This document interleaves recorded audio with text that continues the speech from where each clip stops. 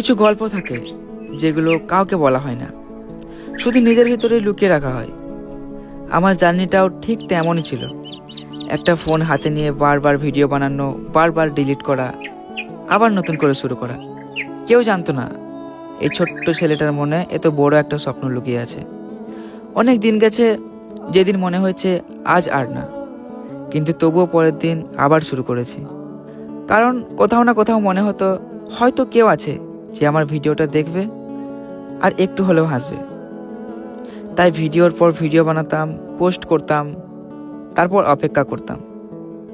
ধীরে ধীরে একজন, দুজন, তারপর হাজার হাজার মানুষ, আর আজ 1 মিলিয়ন মানুষ আমার পাশে দাঁড়িয়ে। এই 1 মিলিয়ন শুধু একটা সংখ্যা না, এটা আমার পরিশ্রম, আমার না ছাড়ার জেদ আর তোমাদের ভালোবাসার প্রমাণ।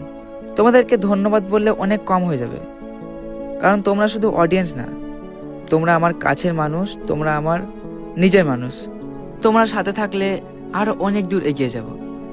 সকলেই ভালো থেকো, সবার জন্য দোয়া করি, আর তোমরাও আমার জন্য দোয়া করো।